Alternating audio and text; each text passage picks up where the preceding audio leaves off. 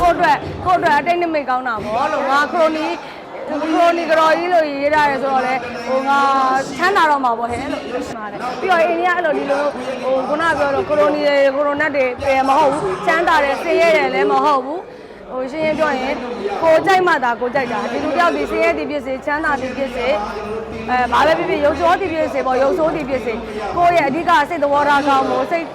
ိတ်သဘောထားကောင်းဖို့ ਨੇ ဘယ်လိုပြောမလဲကိုယ်အတိကနိုင်ဖို့အင်းကြီးကိုတိကနိုင်ဖို့ဆိုတာလည်းတော်ရုံလို့မလွယ်ဘူး။ကျန်တာအားလုံးကိုဖွင့်လို့ရတယ်။ဒါပေမဲ့မိန်းမနဲ့ပတ်သက်ရင်တော့မရဘူး။ကိုယ့်ရဲ့ခိုင်ယူချက်ပေါ့နော်။ရှိရပေါ့။ဒရမာကတော့ရှိရပေါ့။အချက်မှာဒရမာရှိရဆိုတာကတော့ဘယ်လိုပြောမလဲယောက်ျားလေးတွေကဟိုပြောရင်လေရှိရလေတချို့တွေကလှဖို့မလိုပါဘူးလို့အလဲကပါအများတန်းလှနေမှာပဲကြိုက်ကြတာကြီးပါအဲ့ဒါကလည်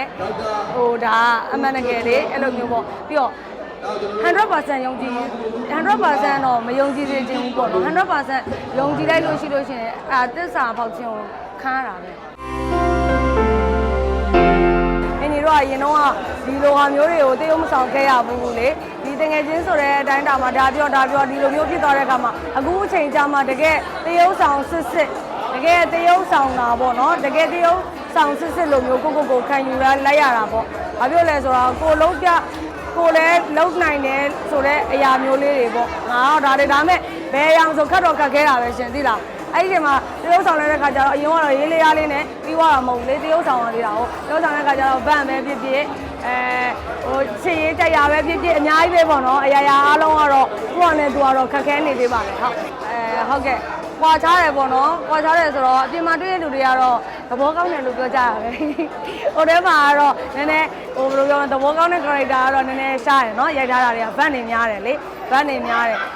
တကယ်တမ်းကျတော့သဘောကောင်းပါတယ်လို့သဘောကောင်းပါတယ်ဆိုတော့အင်းကြီးတွေကတော့ဘယ်သူနဲ့မဆိုပေါ့နော်ပြိတ္တပဲဖြစ်တငယ်ချင်းပဲဖြစ်တခါခင်ပြီးလို့ရှိရင်တက်လုံးပဲအချိန်မှာပဲတွေ့ဟိုမာနကြီးသွားတာတွေဘာတွေလည်းမရှိဘူးကြီးစရာလည်းအကြောင်းမရှိဘူးဘာဖြစ်လို့လူတွေအကုန်လုံးကလူချင်းပဲဖြစ်တဲ့အတွက်ကြောင့်မလို့နော်ကုသိုလ်ကံလေးတွေကွာသွားလို့ဒါချမ်းသာတယ်ဆင်းရဲတယ်နော်အဲ့ဒါပဲအဓိကကတော့အရေးကြီးဆုံးကကျမ်းမာနေဖို့ပဲအရေးကြီးဆုံးပဲကျန်တာကဘာမှယဉ်ကျေးပျော်ရွှင်ဖို့ကောင်းလဲဆိုတာကအမှန်မှန်တော့ပျော်ရွှင်ဖို့ကတော့ကောင်းနေဘူးဒီ live မှာဆိုတာဒီနှစ်လောက်ရှိပြီပေါ့နော်ဒါအမှန်တိုင်းပြောပြလို့ရှိလို့ရှင်စိတ်တဲ့အရန်ကျနေတဲ့နှစ်တွေလို့ပြောလို့ရတယ်ဒါကတော့အဆရရာပေါ့အဆရရာဆိုတာကတော့ခြုံငုံပြီးတော့ပေါ့နော်မိသားစုရေးပါရေးညာရေးလူမှုရေးပေါ့အကုန်လုံးနေမှာစိတ်သက်ကြစရာတွေရှိရဲဒါပေမဲ့အဲ့ဒီစိတ်သက်ကြစရာတွေကိုမှတငယ်ချင်းတွေပေါ့နော်တငယ်ချင်းတွေကကိုယ်အားပေးတယ်အဲ့ဒီခါမှာအင်းဒီမှာအကျင့်တစ်ခုရှိရင်အရန်စိတ်ညစ်လို့ရှိရင်အစားစားလို့ရှိရင်အရန်ကြည်လင်သွားတဲ့အရာဘယ်မှမမှတ်ဘူးအလားပါလည်းမမှတ်ဘူးအဝတ်စားလည်းမမှတ်ဘူးအစားတော့ရမ်းမှတ်တယ်ပြီးလို့ရှိရင်စိန်ခံတာပေါ့ငါဆက်တို့ပါလို့တအားကြိုက်တယ်အဲ့ဒါမျိုးတွေဆိုလို့ရှိရင် individual relax ပဲအဲ့ဒါမဟုတ်ဘူးလေအဲ့ဒါတွေကသိရတဲ့အတိုင်းမသိရကြနေရမယ်ဟိုကဘာဖြစ်လို့လဲဆိုတော့ဒီ page 2တွေကနေပြီးတော့ဖွာလိုက်ကြတာပေါ့နော် page 2တွေကဖွာလိုက်ကြတဲ့ခါကျတော့တော်တော်များများကတော့တငယ်ချင်းပေါင်းတင်မဲ့ဖြစ်မိတ်ဆွေပဲဖြစ်သူတို့တွေလည်းသိကြမှာပါအကုန်လုံးကသိကြပါတယ်ဒီတကယ် page media စစ်တွေဆိုလို့ရှိရင်တော့သိကြမှာပါအပြင်ကလူတွေလည်းတော်တော်များသိကြပါတယ်ဒါဥမာကိုနဲ့လုံးဝမရင်းနှီးရဲ့နေဘက်ကလူတွေပါတယ်ဆိုလို့ရှိရင်တော့လည်းထင်တာပေါ့နော်အကုန်လုံးကဝမ်းသာတယ်အဲ့လိုမျိုးအတွက်ကြောင့်မို့လဲကျေးဇူးအများကြီးတင်တယ်ဒါပေမဲ့အဲ့ဒါကတကယ်မဟုတ်ပါဘူးရှင်လို့နော်ဒါတွေကဖွာလိုက်တဲ့ဟာတွေပါတစုံတစ်ယောက်ကဘယ်လိုပြောမလဲတယောက်ကပေါ့နော်ဒါတမင်သက်ဖွာလိုက်တဲ့အရာတွေပေါ့အဲ့ဒါလည်းကိုကမတွေ့ဘူးကိုကတော့အဲ့ page တွေကိုလည်းမတွေ့ဘူးဒါပေမဲ့ကိုတငယ်ချင်းတွေလာပြတဲ့ခါမှာတငယ်ချင်းတွေကလည်းသူတို့လည်းရီးပြီးတော့ပြောကြတာပေါ့နော်ဒီမှာကြည့်တဲ့ငါတို့တော့မသိလိုက်ပါလားနင်ကငါတို့ဘာဖြစ်တယ်ညာဖြစ်တယ်ဗောအသိရမလားဘာဝယ်ပေးရမယ်နော်ညာဝယ်ပေးရမယ်နော်ဗောအဲ့လိုမျိုးပေါ့နောက်ကြတော့လည်းအမေကောင်းတာဗောလို့ဒါနမိတ်ဗောဟုတ်တယ်မလားကိုအတွက်အတိတ်နမိတ်ကောင်းတာဗောလို့ငါခရိုနီကြော်ကြီးလို့ရေးရတယ်ဆိုတော့လေဟိုငါ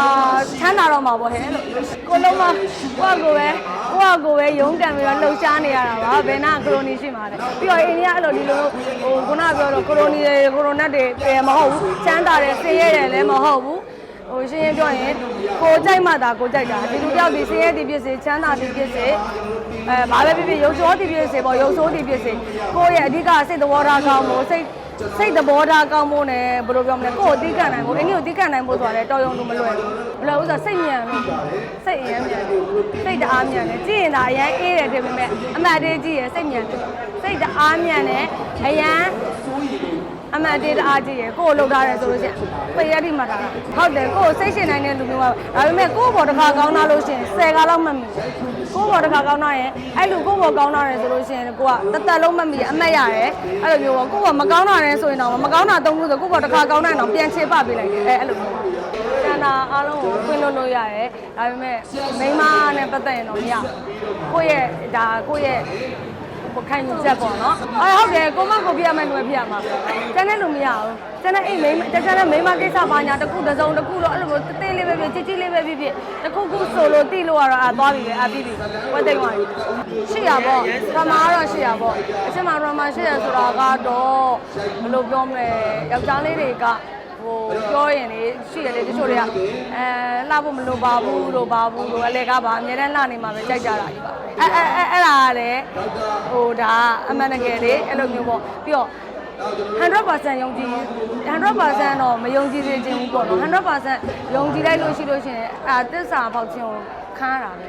နည်းနည်းလေးတော့တန်တရားတော့ရှိနေမှာပဲတန်တရားမရှိပဲလေလုံးဝ 100% ယုံကြည်လိုက်ပြီးတော့မှဆိုရင်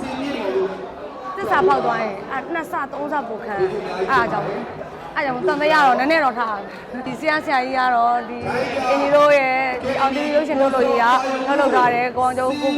နော်ကောင်းကိုတို့လှုပ်လှုပ်ထားတယ်ဒီမှာမင်းသားမင်းကြီးရတဲ့စုံနေတာစင်နီယာကြတဲ့ဘောနော်ကိုနိုင်တို့ဟိုမာကြီးဆိုးတို့လည်းပါတယ်နောက်ညီမလေးတွေလည်းပါတယ်ချူလေးတို့ဘာတို့လည်းအကုန်လုံးအများကြီးပါကြတာပေါ့နော်ဒါဒီကလေတော်တော်ကြီးရမှာသိလားအဲ့အတွက်ကြောင့်ဘယ်လိုပဲပြောအခုချိန်မှာအားလုံးကရင်းနဲ့ကြက်တဲ့မှာစိတ်ညစ်နေကြတဲ့လူတွေကြီးပဲလေနော်အဲ့ဒီခါကျတော့ဒီကားလေးကိုလာကြည့်ဖို့ဖိတ်ခေါ်ပါတယ်တတင်ကလေပျော်ရွှင်ရရင်ပဲအများကြီးတန်တယ်ဟုတ်တယ်မလားကိုယ့်ရဲ့စိတ်ကိုပျော်ရွှင်မှုအများကြီးရစေတာပေါ့ရှင်နော်အဲ့အတွက်ကြောင့်ဒီဆရာကြီးကားကိုယုံကြည်လို့ရှိရင်လာရောက်အားပေးကြပါလို့ဖိတ်ခေါ်ပါတယ်နော်